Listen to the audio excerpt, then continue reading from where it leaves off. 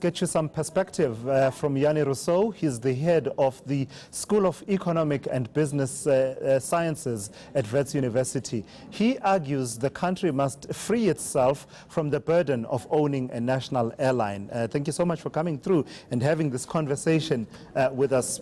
SAA continues to make losses, and this came before Parliament now, and Parliament being told about the latest losses, over 5 billion rand, and there have been a number of interventions financially, and by interventions it's a euphemism for pouring money into SAA and paying off their creditors. I believe it's time to set this airline free and free ourselves of this airline. Yes, indeed, Tulasizwe, I've been arguing since 2015 that government should simply give SAA away. It will be a cheaper option. Since 2015, South African taxpayers through government have invested heavily in SAA, and it's still making losses, and there's no hope of it becoming profitable again. The big question now is, why would government want SAA? In my view, it's now become a vanity project for the South African government. Very strong words. What's broken in the South African Airways business model? Why can't SAA function and make and run properly? I mean, we've seen Ethiopian Airlines, for example. It's cited as an example of how to run a national carrier. SAA has been under bad management under the Zuma administration for a very, very long time, and there's a bad culture in the company. There's not a culture of service. The staffing is too big, and SAA is therefore not in a position to compete effectively against other well-run airlines. Having said that, it seems that the government wants SAA to be a flag carrier for the country on international airports. To Lasizwe, I've reached the conclusion that it will be cheaper to park SAA planes on international airports and wash them once a week than to try and fly them. SAA is making more losses by trying to keep the airplanes in the air than by rather parking them.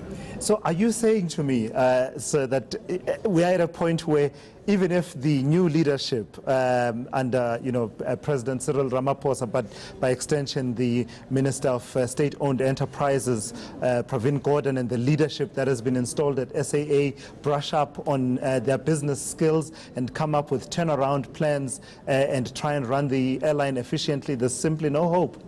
Well, we've had so many turnaround plans for SAA already, and each time we hear this is the very last time that they will be helped, and each next time taxpayers have to pay them out. We can really use our tax money better than to try and keep SAA in the air. Government should rid itself from this burden that it's trying to keep in the air for the account of South African taxpayers. Our money can, for instance, be used to build houses for South Africans, which would be a much better investment. So there's always this argument of retaining state-owned enterprises that play a strategic developmental purpose. Does SAA play such a purpose in your role? One of the arguments is that it promotes tourism and, getting people to come to South Africa and to travel to various destinations. That also stimulates investment. There are other airlines that can be used. In my view, SAA is neither strategic nor developmental, and really plays no role in South Africa's tourism drive. There are many other airlines that fly to South Africa, fly from South Africa, that can fulfill their role. So give SAA away to whoever wants it, and let's see whether it can compete in the open market. If its strategy and if its turnaround plan is that good, it should be able to stand on its own legs in the open market. What about the other airlines that are attached to, perhaps, not really attached, but perhaps were formerly part of the South African Airways group, SA Express, for example? Those surely are useful in as far as the short hop flights in the region are concerned? Again, useful, but an airline like Kulula can stand on its own legs and be profitable in South Africa. So cut the other airlines loose and see whether they can compete in an open market. There's no reason why they cannot be profitable if well managed in an open market, if Kulula can be, as a for instance. So give them an opportunity to compete.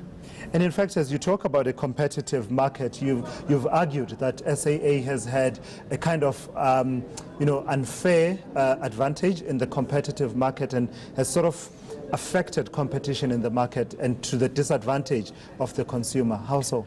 Yes, indeed. The bailouts that SAA has had over the years is tantamount to a subsidy of the airlines. So SAA is subsidized by South African taxpayers, whereas other privately owned airlines are not subsidized and still operate better than SAA despite its subsidy. And SAA has now shown us that it needs the subsidy year after year.